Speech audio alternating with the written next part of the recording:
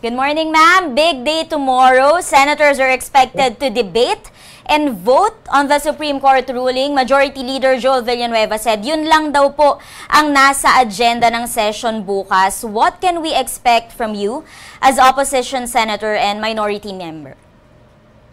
Don't expect just yet na magbobotohan kami. Kasi pati yun pagdedebatihan namin eh. For one, tingin ko, kung pagbobotohan na bukas, halimbawa isang motion to dismiss, magiging premature po iyan. Dahil yun na nga ni isang pirasong ebidensya, ni isang warm body na witness ay hindi pa namin naririnig at natitimbang bilang mga senator judges. But Ms. Amor, do expect ang isang, sabi ko nga, maalab at matalas na debate. Dahil hindi na lang yung Supreme Court ruling ang nangyari na, ay nagsimula na ring maghain ng mga motions for reconsideration sa Korte Suprema din ang iba't ibang stakeholders. Yung unang grupo ng mga complainants nung nakaraang Biyernes at yung House of Representatives mismo sa pamamagitan ng Office of the Solicitor General kahapon sa isang MR na dumadami yung pumapansin ay napakaganda daw. So ngayon, ang bola ay nasa korte muli ng Korte Suprema at inoobserbahan namin itong lahat na developments at magiging kasama sa laman ng aming debate bukas.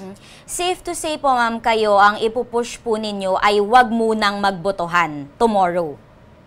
Opo, wag munang botohan o sa ibang pamamaraan ay ipagpatuloy, no? Ipagpatuloy yung impeachment trial na responsibilidad na ibinibigay ng konstitusyon sa amin lamang, sa Senado lamang para singilin yung accountability of public officers alang-alang sa ating mga kababayan. Yan ay sinimulan ng gawin ng House of Representatives nung i-transmit nila yung articles of impeachment sa amin. At ngayon, sa usapin ng impeachment, ang bola ay nasa korte ng Senado. Ma'am, you have a draft resolution. It is carefully worded and it ultimately expresses the sentiment that the Supreme Court must reconsider its decision. At least, as of last week po ma'am, 4 senators have signed it. May we get an update? May nadagdag po ba sa mga signatories? Bukod sa aming unang pumirma, nabalitaan ko na may isa pa daw na pipirma rin at may isa pa na nagsalita publicly sa parehong spirit nung resolution na iyan. So hindi ko alam kung nadagdagan na yung unang 4 namin, but yung isa doon ay yung minority leader ko, no, si Senator Tito. So para sa akin ay matimbang po iyon. So carefully worded siya, gaya ng napansin mo, Amor, dahil batay sa mga payo ng mga dating justices mismo tungkol sa paano isulong pa rin ang impeachment process nang may buong pagrespeto sa Korte Suprema. Kaya hinihiling nga na i-reconsider ng Korte Suprema ang kanilang ruling. At ngayon, tingin ko may dagdag nga na importante at mabibigat na developments at ito nga po yung motions for reconsideration na inihain sa Korte Suprema. Ma'am, yung dagdag na sabi niyo po, one more has signed and meron pa yatang isang dadagdag. From majority po ba? From minority? Are you at liberty to say? Abangan na lang natin dahil nabalitaan ko rin lang sa inyo, sa media. So hintayin na lang natin kung pipirmahan din nila or hindi ang resolution. And in any case, ang lahat pong mga initiatives na iyan ay magsasani bukas sa floor sa plenary debate namin sa Senado. Alright. So ma'am, yung resolution po, that will be raised tomorrow during the session. And hindi po ba tama na kailangan makakuha ng majority signatures of majority of the senators before that can be taken up on the floor? Kahit isa lang ang pumirma sa isang resolution ay pwede na niyang ihain, pero minabuti. Ito'y naging initiative ni Senator Kiko, minabuti na hingin yung pirma ng iba pa naming mga senador, whether from the minority or the majority. Kung i-bring up man o hindi yung resolution sa debate bukas, pero yung mga punto ng resolution ay kasama sa maraming puntong i-argue, no? Ang mga opinyon na ihahain namin sa debate bukas. So far, based on the statements, it seems that even the Senate minority is divided on the issue. Senators Ping Lacson and Mig Zubiri are pushing for respecting or upholding the Supreme Court decision. Have you discussed or resolved this within your group, kayo pong minority bloc? There's actually no need right now para i-resolve dahil kami sa minority ay nagkakaisa dun sa prinsipyo ng pag-fiscalize, pag-check and balance, pag-uphold ng mga tradisyon at rules ng Senado. Na ang isa dun nga ay yung independence ng Senate bilang bahagi ng separate at co-equal branches of government. Basta't abangan nyo na lang bukas dahil magiging aktibo ang mga miyembro ng minority sa debate. Si Senate President Pro Tempore Jinggoy Estrada po said at least 19 to 20 senators favor upholding the Supreme Court ruling. Do you share the same observation po, ma'am? And do you think you can convince the other colleagues to support your position tomorrow? Well, ang debate ay seryosong kumbinsihan talaga. So tomorrow is an open field para sa lahat ng hindi pa desidido na hindi ituloy ang impeachment. So kumbinsihan po ito. I don't think there's a fixed number yet, lalo na ito nga, may mga mahalagang kaganapan yung paghain ng mga motions for reconsideration, including one na sinasabi ng legal experts ay napakaganda, yung mula po sa House of Representatives sa pamamagitan ng Solicitor General. And as you mentioned nga po kahapon, the House of Representatives filed its motion for reconsideration on the Supreme Court ruling voiding the impeachment complaint. So ang stand niyo po ba, should the Senate wait for the High Court's decision on that MR before taking up the matter? Yun yung nararamdaman kong lumalakas na damdamin at pananaw. Dahil pag sinasabing Supreme Court ruling, hindi na siya yung original ruling nila na inilabas nung isang Biyernes. Dahil may mga MR na nga at kung ito ay tatalakayin ng Korte Suprema, ibig sabihin, hindi pa tapos ang kwento sa ruling nila. Kaya nga mas nakakaramdam ako ng dumaraming nagdaramdam o na iniisip na di intayin muna natin anong sasabihin ng SC sa mga motions for reconsideration na ito. But personally, what do you think are the chances na i-grant ng Supreme Court yung MR considering na yung decision po nila was unanimous? Hindi ko mabasa yung isip ng Korte Suprema. Pero kaya may ganyang proseso, no, kahit sa pinakamataas na hukuma ng ating judiciary, ibig sabihin, ang konstitusyon at yung judiciary mismo ay nagbibigay ng puwang. Pagbibigyan man nila o hindi sa huli, pero nagbibigay ng puwang para sa ganyang mga motions for reconsideration. At hindi naman imposible dahil maaring nangyari na dati na ni-reverse ng Supreme Court o binago o ni-reconsider ang kanilang ruling, unanimous man o hindi yung unang ruling. So abangan na lang po natin iyon, no, mula sa Korte Suprema. Ma'am, do you support yung mga nilalaman ng MR nung House? Better siguro dahil Senator Judge ako at yan ay MR ng House of Representatives na hindi ako mag-comment doon. Napansin ko lang yung mga comments ng mga legal experts na nagbasa na maganda daw ito. So umaasa ako na babasahin at titimbangin mabuti ng Korte Suprema yung dalawang motions for reconsideration na so far inihain sa kanila. Just to mention one of the opinions, si Attorney Ernesto Francisco, petitioner in the landmark Francisco versus House of Representatives case, says this is simply a case of constitutional correction because the House acted in bad faith and committed grave abuse of discretion nung sinircumvent nito yung one-year ban. What's your take on this, ma'am? Did the House commit grave abuse of discretion? Well, yung one-year bar rule, alleged violation na yan, yun na nga talaga yung isa sa mga issue na pinagdedebatihan ngayon sa loob at labas ng Senado at Korte Suprema. So yun yung isang opinion, no, ni Attorney Francisco. Again, hindi ako magko-comment sa mga naging proseso sa loob ng House of Representatives, basta't ang para sa akin bilang senador at bilang senator judge, natanggap po namin ang transmittal nila ng articles of impeachment. And in fact, nag-convene ang korte namin. We are convened as of this moment at nagpapatuloy ang trial process batay sa impeachment complaint na tinransmit nila sa amin. Ma'am, you mentioned na convened pa ang impeachment court, but the leadership is saying tomorrow daw po kapag tinakil ito ay gagawin yan as the Senate, hindi po as impeachment court. Isa po ba yan sa mga pagdedebatihan pa rin bukas? Definitely, isa po yan sa pagdedebatihan bukas dahil yung tamang mga gawain namin at tamang mga desisyon ay dapat gawin ng tamang entity.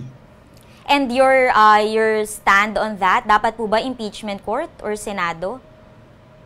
I believe na ang anumang desisyon sa isang impeachment complaint ay dapat gawin nung may jurisdiction sa complaint at yun yung impeachment trial court.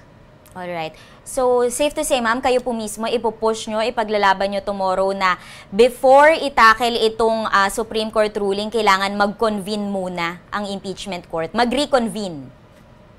I think that's the proper thing to do. And in fact, bago nag-adjourn sine die ang 19th Congress at habang naka-adjourn kami at bago yung opening of session, nakapaglabas nga ng 2 petsa ang Senate leadership o ang presiding officer. Una sabi nila June 29, naging August 4. So, ibig sabihin, iniisip ng presiding officer ng impeachment trial court na magko-convene ito para i-tackle yung mga bagay na nasa kamay namin o nasa jurisdiction namin. Sorry ma'am, I just remembered yung sinabi po ni Senate President Cheese Escudero na kung mag-reconvene daw po yung impeachment court, papanumpain yung mga bagong senators as senator judges. Hindi daw po ba yun magiging makikitang violation ng Supreme Court ruling? So these are also matters of, aside from mutual respect, timing. Pero tingin ko ay dahil nga sa pananaw ko, convened ang impeachment trial court, very timely, pwede sanang mas maagang ginawa, panumpain yung 12 bagong senador bilang senator judges na palagay ko hindi ito paglabag sa Supreme Court ruling. And yun na nga, naunahan na ng mga dagdag na developments which are yung paghain ng mga motions for reconsideration. It's always this balancing or harmonizing effort ngayon, na magpamalas ng respeto sa Korte Suprema at the same time itaguyod yung responsibilidad ng Senado dinigin ang isang impeachment complaint bilang impeachment trial court. At higit sa lahat, itaguyod yung karapatan ng mamamayan. Malaman ano ba itong laman ng impeachment complaint, yung mga ebidensya at witnesses ng bawat article of impeachment. At itong lahat ay kaya lamang gawin ng isang impeachment trial court. How do you feel na months since ma-impeach po si Vice President Sara Duterte noong House nung February, ay ngayon po, tomorrow, may posibilidad na ma-dismiss talaga siya entirely because if the senators will vote to uphold the Supreme Court ruling? I could say na I feel impatient at saka bitin. Pero higit pa sa dalawang yon, today, Ms. Amor, I feel hopeful. Dahil nga po, pinapatunayan ng paghahain ng 2 motions for reconsideration na hindi pa tapos ang kwento sa ruling ng Korte Suprema. At yan, inoobserbahan ko at namin sa minority and I'm sure ng buong Senado para, kumbaga, importanteng development sa external environment ng Senado at ng impeachment trial court. At ito ay kasama sa marami naming argumento bukas sa debate. Ma'am, si Senator Kiko Pangilinan po is calling for oral arguments on the matter as earlier proposed by retired Chief Justice Artemio Panganiban. This is also included in the draft resolution. Sa inyo pong palagay, what is the value of holding these oral arguments? Well, syempre kung may inihain na motions for reconsideration sa Korte Suprema on such an important issue such as impeachment, kung mag-oral arguments ang Korte Suprema, edi mas mayaman na public education process yan. And syempre, oobserbahan din naming mga senador, naming mga senator judges para i-consider din namin sa mga desisyon namin at kung paano namin i-handle yung impeachment trial. 'Di ba? Naalala ko tuloy na kakahain lang ulit ng mga Freedom of Information bills. Ang napaka-importante mga proseso ng iba't ibang branches of government kapag mas bukas sa mga mamamayan para maobserbahan, kapag mas forthcoming yung mga branches of government na ito sa impormasyon tungkol sa tinatalakay nilang mga issue. Yan ay dagdag hindi lamang sa reputation ng mga branches of government, pero kasing o mas mahalaga, dagdag yon sa kaalaman at maturity ng ating mga mamamayan. Kasi gusto natin ang mamamayan ay hindi lamang nag-oobserba, kundi lumalahok din, no? Nagiging active citizens tulad ng sinasabi namin sa akbayan. So, kung magkaroon ng oral arguments ang Korte Suprema, ito'y makabubuti lamang sa lahat ng mga prosesong itong ginagawa at pati pinagdidibatihan namin. Ma'am, paano po kayo naghahanda para bukas? Meron bang mga meetings? For example, yung mga signatories ng draft resolution, magkakaisa po ba kayo sa mga motions or opinions na ipupush nyo tomorrow? Maraming meetings, maraming pag-aaral. Sa opisina ko, syempre, tulad siguro ng lahat ng opisina, nagsa-strategize. So, kasi Ms. Amor, bukod sa legislation ng mga batas, bukod sa pag-imbestiga ng mga resolusyon, bukod sa taunang paggagawa ng budget, yung impeachment ay isa rin sa at least 4 na importanteng trabaho na ginagawa o maaring gawin ng Senado. So, pinaghahandaan din talaga tulad ng paghahanda para sa 3 pang mga trabaho namin. Bukod sa meetings within your office, kayo po bang mga signatories, ma'am? May mga meetings din kayo kung paano nyo po ipupush yung mga opinions nyo tomorrow? Together po ba? Will you work together? Oo, nagmi-meeting, nag-uusap ang iba't ibang mga senador para paghandaan yung iba't ibang argumento sa debate bukas. Ma'am, moving on to a few other topics, you are now part of a 5-member minority bloc.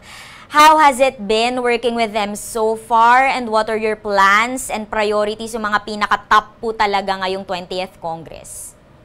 Well, bawat isa sa amin ay may kanya-kanyang priority legislative agenda para sa kababaihan, ako para sa mga bata, para sa pamilyang Pilipino, at bilang minority, nagkakaisa kami na itaguyod ang proud tradition ng Senate minority ng pag-fiscalize, pag-check and balance, pagtaguyod sa mga tradisyon at rules ng Senado bilang institusyon. It's been great so far. Second week pa lang, I'm very at peace and happy sa nabuo naming minority. Napakasaya at cordial, warm panganong aming mga meetings at mataas ang energy namin magtrabaho ngayong 20th Congress. That is despite differences in opinion po, ma'am, no? Kasi for example, dito pa lang sa impeachment, dun sa Supreme Court ruling, medyo magkakaiba na yung mga opinion, even within the minority. Magkaiba man ang opinion sa ilang mga issue, pero nagkakaisa sa prinsipyo. So yan ay isang malakas at isosolidify naming foundation during these 3 years. Ma'am, inaasahan na din po yung pagsisimula ng budget deliberations for the 2026 budget. Senate Finance Committee Chairman Win Gatchalian said he will push for a golden age of transparency and accountability, promising to publish all budget documents online. What's your take on this, ma'am? I understand meron kayong proposed resolution din to open the entire BICAM process. Yes, nagkaroon po kami ng resolution ng buong minority plus sina Senators Kiko at Bam para sa open BICAM sa lahat ng legislation, lalo na sa budget. And it's great to hear that from Senator Win, yung golden age, dahil yung sinasabi nilang yung transparency, pati sa budget process. Yan po yung isang hinihingi din ng aming resolusyon, na maging bukas ang BICAM processes, lalo na sa budget, sa ating mga mamamayan, whether in person or online, na mag-furnish ng minutes ng BICAM conference committee meeting sa sino mang humingi, at mabigyan ang sino mang humingi ng matrix, comparative matrix ng Senate at House versions ng bills, lalo na ng budget bill, at kung paano ni-reconcile kung may conflicting provisions.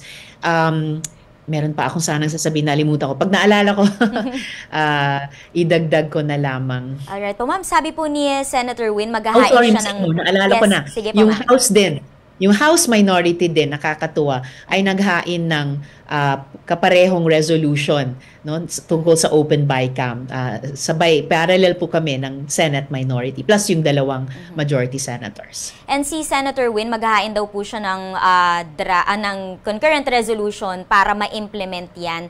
Do you expect na magkakadebate pa dyan, o dapat smooth sailing na yung pagpasa niyan at yung pag-implementa ng mga reforms na ito sa budget process? I expect na magiging smooth sailing yung pagkuha ng suporta ng Senado para sa joint resolution ni Sen. Sherwin.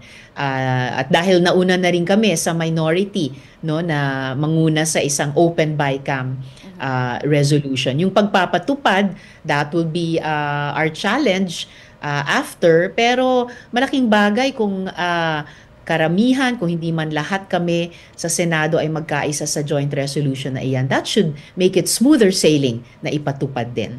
Ma'am, some comments online nagsasabi bakit daw po ngayon lang i-open yung BICAM, bakit daw po ngayon lang ipapublish online. Nabanggit po ni Senator Win, these are basic documents na dapat nga daw po nakikita ng publiko. So ma'am, what were the reasons, the factors kung bakit hindi po naging ganoon ka-transparent yung budget process for the past few years?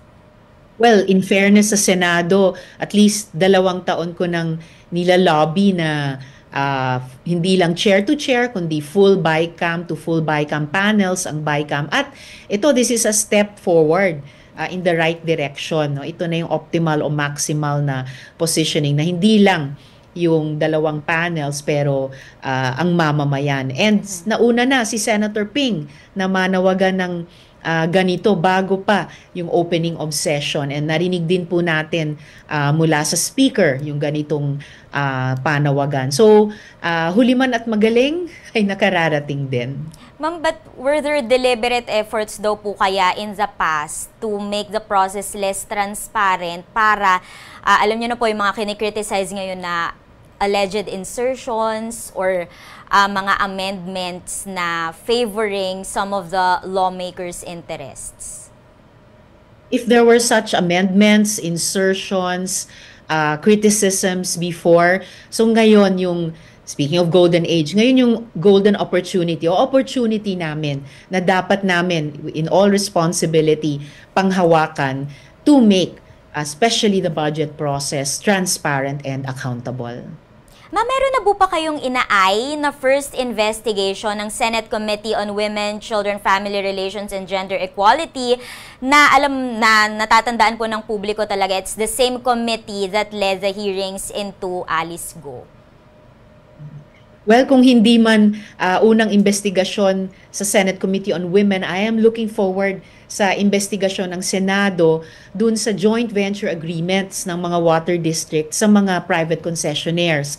Kasama na ang Prime Water, Manila Water at saka Metro Pacific Water. At dahil sinabi ni Presidente nung SONA nila na dapat imbestigahan yung pangit na serbisyo sa tubig, sana ibig sabihin susuportahan ng Malacanang ang investigasyon ng Senado. Dahil talaga naman kapag maruming tubig at mabahong tubig ang pinag-uusapan, hindi talaga dapat tiisin yan kasi ano na yan may kinalaman na sa dignidad ng tahanan ng bawat pamilyang Pilipino. Ma'am, you mentioned yun pong possible or pinapatawag na investigations dun sa mga water problems. And some of your colleagues are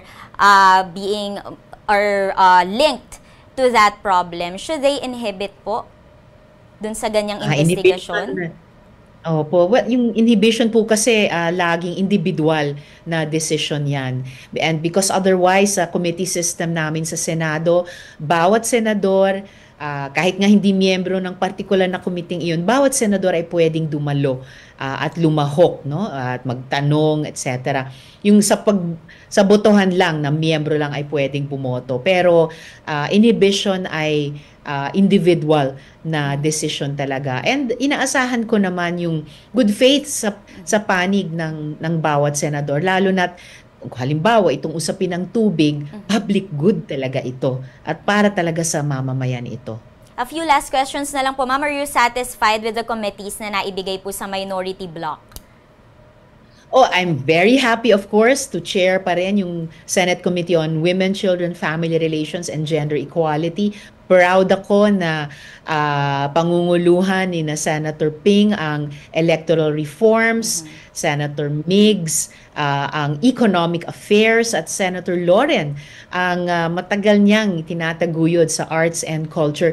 Of course, we had hope na there would be more committees na ipasakamay ng minority. Nakapansin na nga yung mga kababayan natin na parang hindi equitable ang distribution ng mga komite. Kung may tanong sila doon, ang majority lang at lalo na si SP ang pwedeng sumagot. Pero for one, ako nakatutok talaga sa pagiging up and running pa rin ng Senate Committee on Women. We're still hoping. Meron pa bang kumbaga parang hope sa inyo na sana ay nakasama nyo pa rin po sila Senators Kiko Pangilinan and Senator Bam Aquino sa inyo pong minority bloc, or talagang sulit na kumbaga compromise yun pong pagkakuha nila ng Committees on Agriculture and Education? Siguro nakapag-desisyon na sila tungkol dyan sa mga komite at nakapag-cast na kami ng aming final decision ng opening of Congress kung saang bloke kami sasali. So let's work through the committee systems. Nagsimula na rin kami sa mga resolusyon at ilan doon ay nagsama kami together with the minority.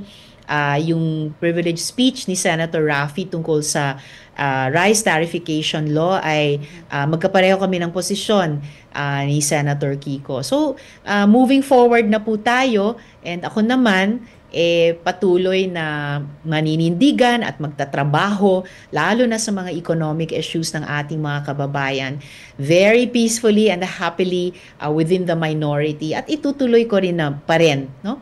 Yung sa pamamagitan ng pagtatrabaho at paninindigan ko lalo na sa mga economic issues, itutuloy ko rin yung pagpapalakas sa oposisyon sa labas ng Senado.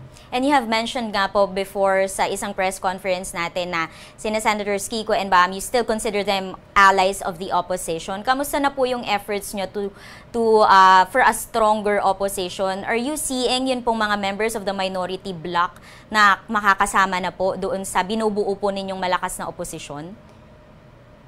Basta, masaya na ako sa nabuo naming minority sa Senate dahil napakalakas na pang-fiscalize at pang-check and balance mula sa loob ng aming institusyon. Tungkol sa oposisyon sa labas, ipagpapatuloy namin yung aming paghahanda nitong nakaraang 3 taon papunta sa 2025. Itutuloy po namin sa susunod na 3 taon, lalo na sa kakaisa at pag-organize, educate, mobilize, lalo na sa mga economic issues ng ating mga kababayan.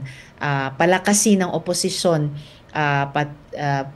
para sa 2028 and beyond. Alright. Ma'am, thank you so much for your time. Maraming salamat po, Senate Deputy Minority Leader Risa Ontiveros.